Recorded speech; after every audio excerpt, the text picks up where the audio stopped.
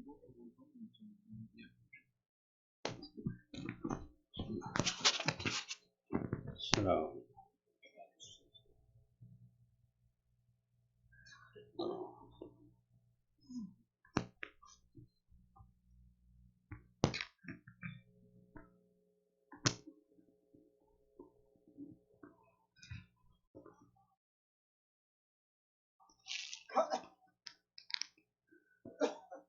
بسم الله الرحمن الرحيم اللهم صل على سيدنا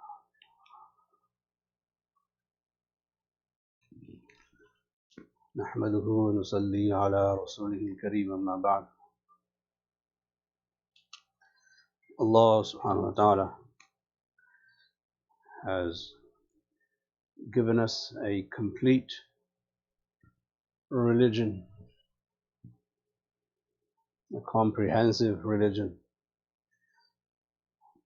It is not incomplete, and there's nothing left in Islam to the imagination of people.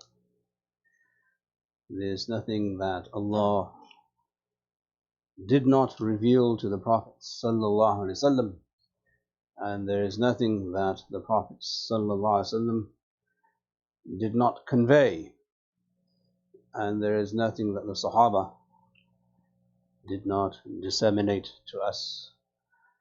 Islam is a complete religion, and its completeness is its strength, its beauty, and its completeness is what we must show other people. And for that we must appreciate the guidance we have from the Quran and from the Sunnah and from the Sahaba and those who followed them, that our religion, our deen, is wholesome, comprehensive, holistic, and complete. Allah subhanahu wa ta'ala says, Al-yawma akmaltu lakum deenakum. On the day of Arafah, Hajjatul Wida, Allah revealed to the Prophet sallallahu alaihi wasallam, today I have perfected my deen for you, or your deen. Perfected. So there is, when you have something that is perfect, then the only issue will be with the people who implement that system. The system is perfect, and sometimes the people who implement the system are very imperfect. Allah subhanahu wa ta'ala creates with perfection. The way He arranges, organizes the world, the sun, the moon, the stars, the earth, gravity, what time the sun rises, what time it sets, what time there's Subh Sadiq, how things operate with law and order and everything that works in this world in terms of physics and science and technology. That's all in a perfect coordination with the laws that Allah has placed in those beings. وَأَوْحَى فِي كُلِّ السَّمَاءِ نَمْرَحًا. Allah revealed to each of the heavens His order. So there's order in everything Allah creates. The sun never rises late. You can take it to the bank.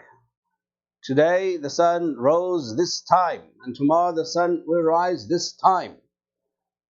There is a perfection in Allah's creation. مَا تَرَى فِي خَلْقِ الرَّحْمَنِ مِن تَفَاوُتٍ. You won't see any inconsistency and break in Allah's order, Allah's creation. The way He has arranged and organized life for us, facilitated life for us, is with perfection. Everything's perfect except the order of human beings. Human beings are very imperfect. So likewise, Islam is perfect. Why? Allah says so. Al-yawma akmaltu lakum dinakum. This is wahi. As a Muslim, you have to believe that deen is perfect. Islam is perfect. What Allah revealed to the Prophet ﷺ is complete. There is no more need for any further revelation. And what the Rasul ﷺ conveyed is perfect. There was nothing left for him to convey. To which he made the Sahaba testify, Allah hal ballaghtu, have I not conveyed everything? And they all said, yes, of course you have. So this perfection that we have in this divine order, Allah's order, so Allah's order with His creation is perfect. Allah's order in the Quran is perfect. The Rasul ﷺ delivered perfectly, conveyed perfectly. Then what's the problem? The problem is our understanding. Right? Our understanding is imperfect.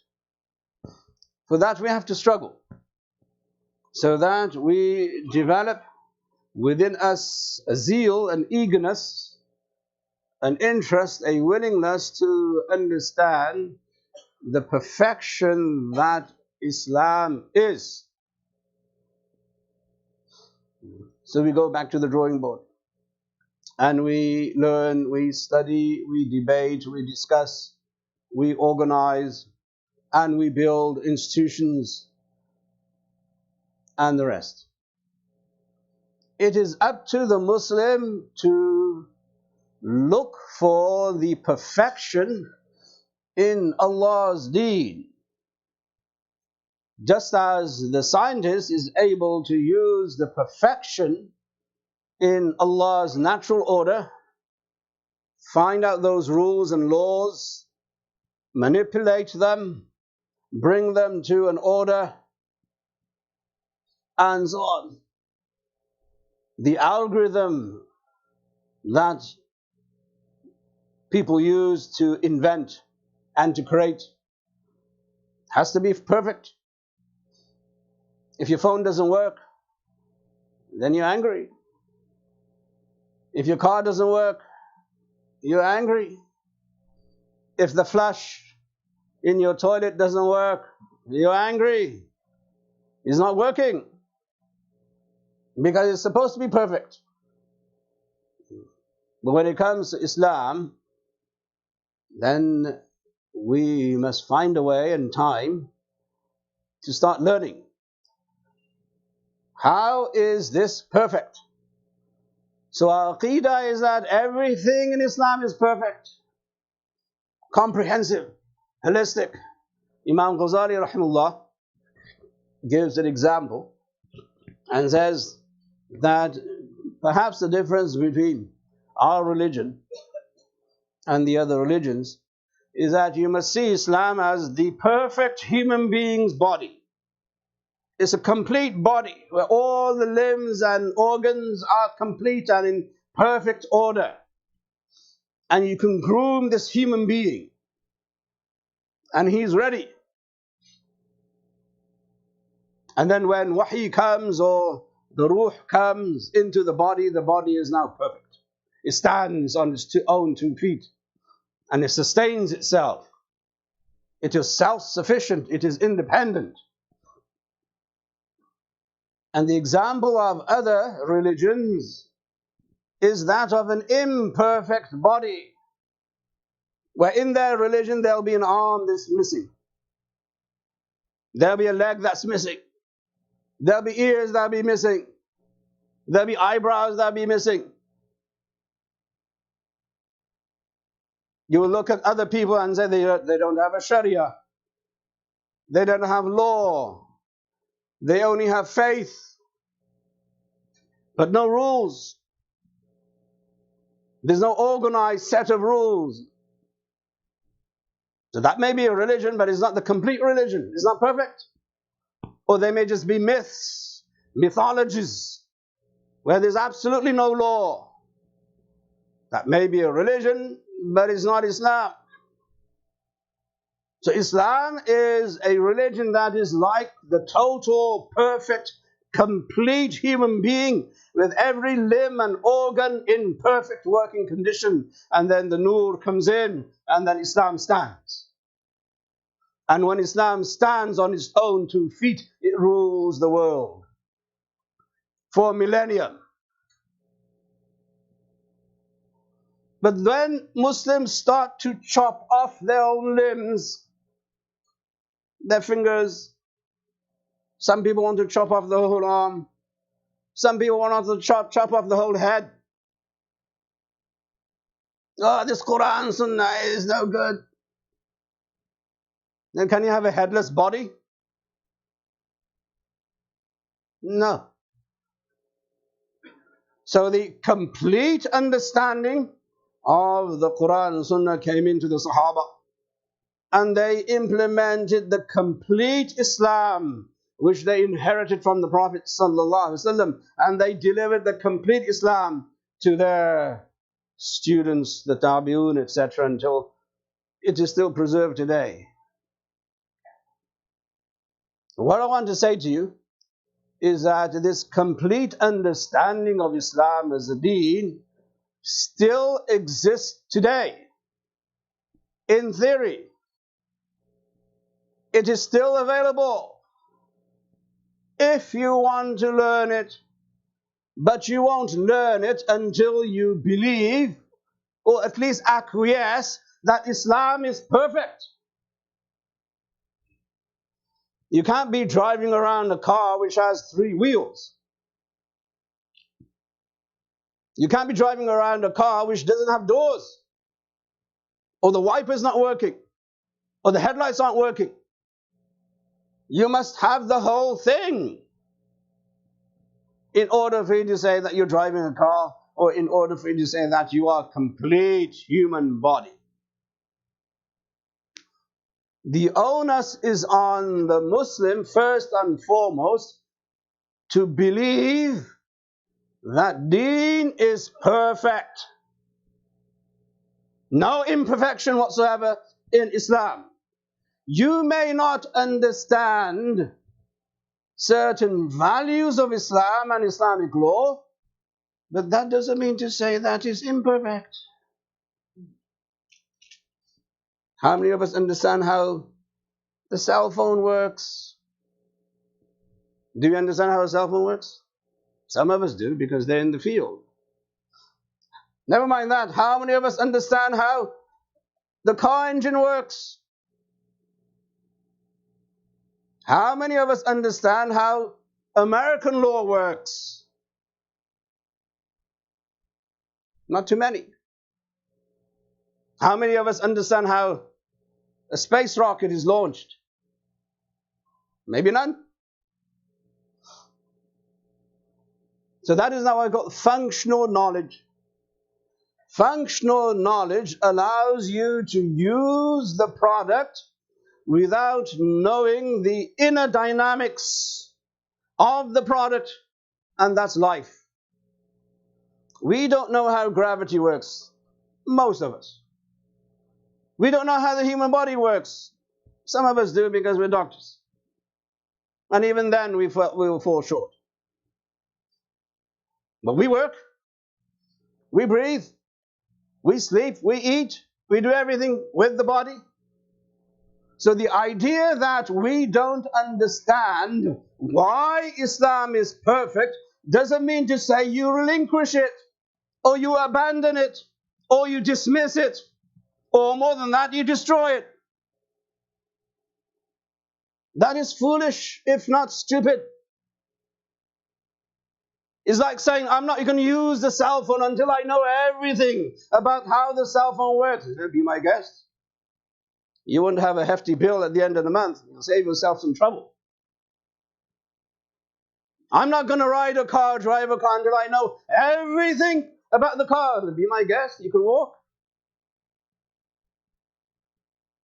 Likewise, Muslims should not conclude that just because they don't understand an ayah of the Quran or 99% of the ayat in the Quran, that you cease to become a Muslim. It doesn't work that way. Life doesn't work that way. Life is much more organic. So we must appreciate that Allah, through His fadl, has made it easy for us to apply Islam without knowing all the details of how it works. لا يكلف الله نفسا إلا وسعها يريد الله بكم اليسر ولا يريد بكم العسر. Allah did not mandate on every Muslim to know the inner workings of tafsir and hadith and usul. That is impossible.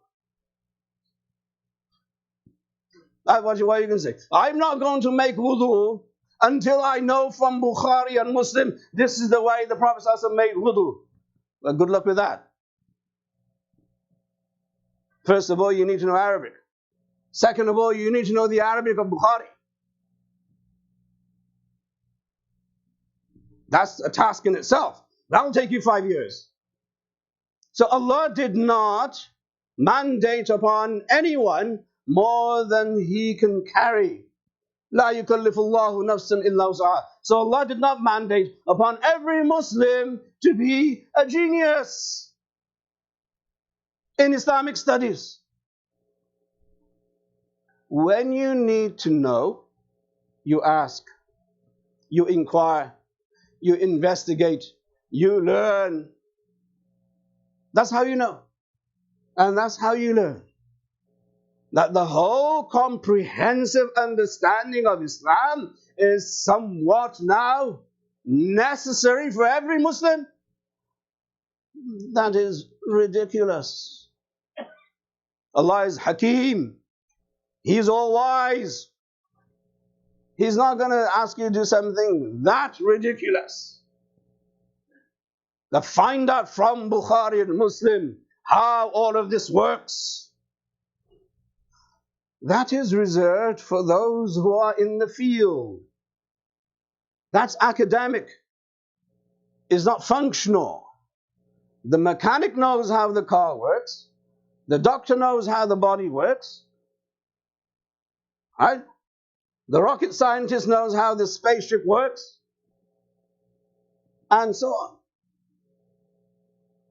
So we must reevaluate our position vis-a-vis Islam and ask ourselves, do I actually believe Islam is perfect and therefore the answer to our problems?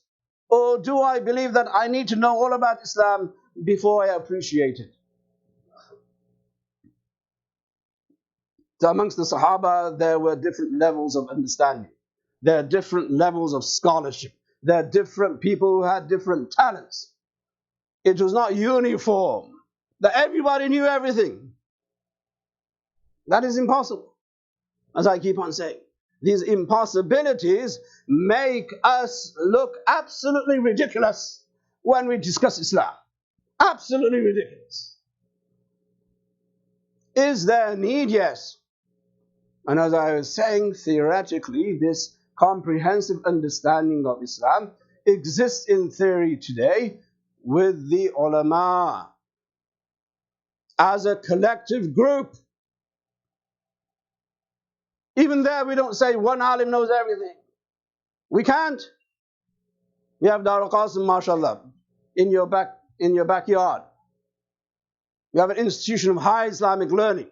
We have different departments.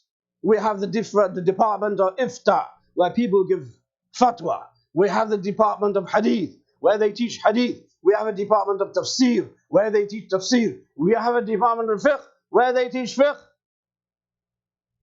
It's not that all of these Islamic sciences all of a sudden come upon one individual human being. That doesn't work. But if you want to know, spend 40 years doing this. Then you'll see how perfect Islam is. So, our position should be that Islam is perfect because Allah says so. Al-yawma akmaltu lakum dinakum. I have perfected your deen for you today. Secondly, we don't abandon the use of deen because we don't understand everything about it. Nobody does that, except some misguided Muslims who suggest to the community that you should know everything. We don't know everything. Abu Bakr didn't know everything. Umar didn't know everything. Uthman didn't know everything. Ali did not know everything. They had committees, they had councils, they had chambers, they had advisors, they had scholars in front of them in their midst to show them how to do this collectively as an ummah, not individually. Not individually. So we must appreciate the perfection that Islam is, that Allah's ni'mah upon us, وَأَتْمَمْتُ عَلَيْكُمْ نِعْمَتِي. This is the ni'mah Allah has completed upon us, that we are able to practice Islam with our functional knowledge of Salat, Sawm, Zakat and Hajj, and good manners and ethics, and our civilizational values, without understanding the nitty-gritty details, the nuts and bolts. For those who want to understand, there is a way. And that path is very clear, which I have mentioned, outlined through Dar al-Qasim and other such institutions throughout the world. If you want to do that, then spend 5 years, 10 years, 15 years, 50 years, so that you get an appreciation of the glory that Allah has revealed to the Prophet Muhammad sallallahu alaihi wasallam. May Allah subhanahu wa ta'ala guide us all. Ameen. Rabbil Alameen.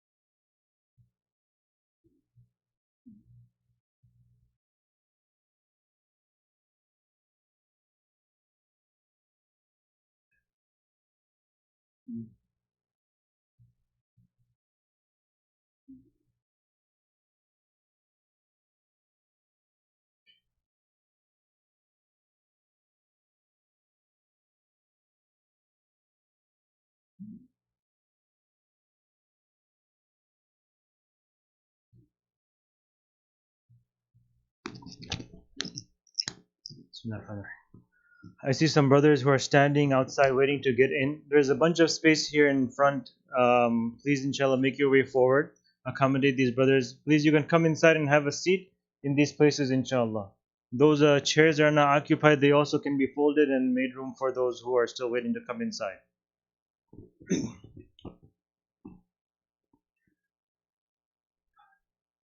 There's still a lot of space in front of these chairs in this fourth, fifth rows. Please make your way forward, inshallah. Jazakumullah khair. Inshallah, tonight will be the first session of our Seerah series that we're starting with Maulana Kamiluddin. Inshallah, after Maghrib Salah. Over the next 7 months, inshallah, every third Friday evening, we will be exploring the Meccan period of the Seerah of Hazrat Muhammad sallallahu alaihi wasallam till right before Ramadan. We encourage all of you to make it a point to attend these events with your families and learn directly from our respected scholars of the Seerah of Muhammad sallallahu alaihi wasallam. It will be starting from tonight after Salatul Maghrib will be the first session. Tomorrow there will be an event at Glenside Public Library, sponsored by Compassionate Care Network, Living with Diabetes, 2 p.m. to 3 p.m. You can spread the word for those that need this information. They can benefit from that. We have on our exits today brothers from Islamic Institute of Islamic Education in Elgin, Illinois. They will be selling their fundraising dinner tickets, which will be coming up the 26th of October, Saturday at Shalimar Banquets. Please support them, inshallah, in building their organization. Jazakumullah khair.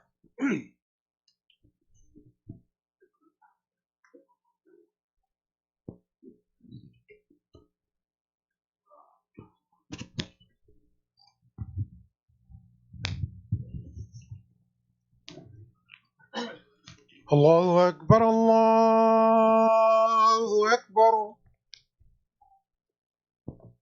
الله أكبر الله أكبر أشهد أن لا إله إلا الله أشهد أن لا إله إلا الله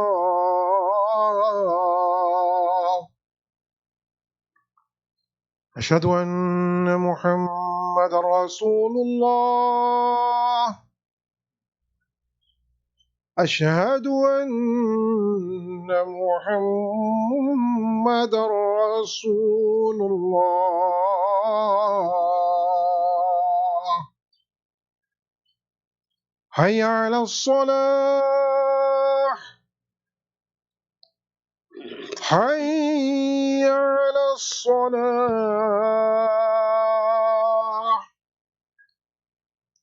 حي على الفلاح حي على الفلاح الله أكبر الله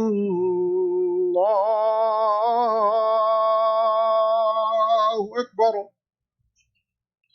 لا إله إلا الله.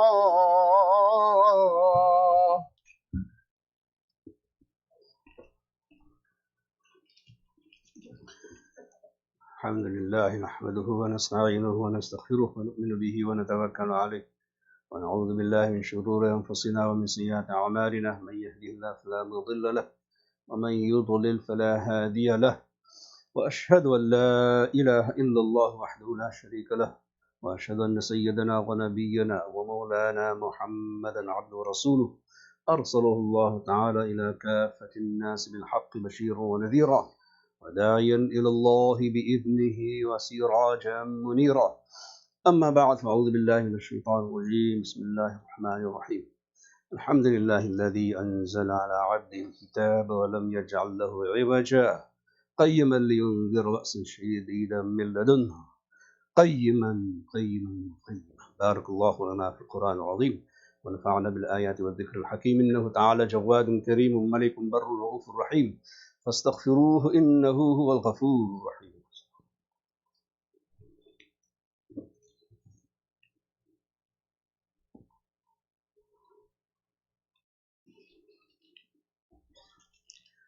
الحمد لله حمدا كثيرا كما أمر وأشهد أن لا إله إلا الله وحده لا شريك له إرغاما لمن جحد به وكفر وأشهد أن سيدنا ونبينا ومولانا محمدا عبده ورسوله سيد الخلائق والبشر.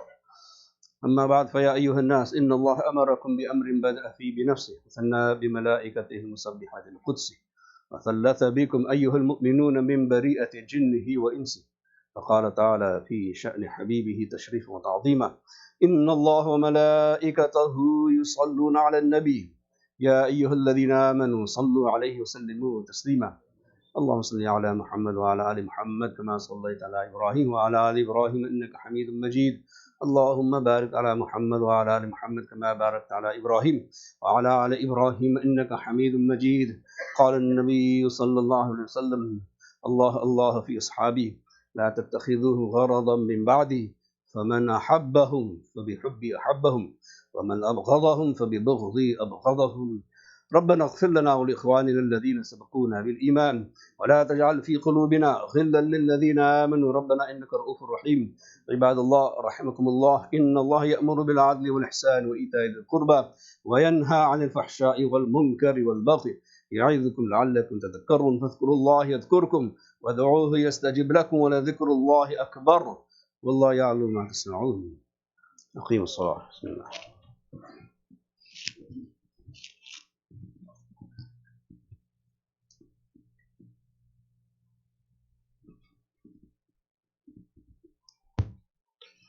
الله أكبر الله أكبر الله أكبر الله أكبر أشهد أن لا إله إلا الله أشهد أن لا إله إلا الله أشهد أن محمد رسول الله أشهد أن محمد رسول الله حي على الصلاة حي على الصلاة حي على الفلاح حي على الفلاح قد قامت الصلاة قد قامت الصلاة الله أكبر الله أكبر لا إله إلا الله.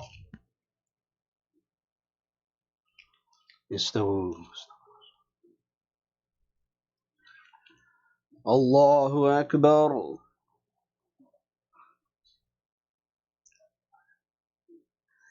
الحمد لله رب العالمين الرحمن الرحيم مالك يوم الدين إياك نعبد وإياك نستعين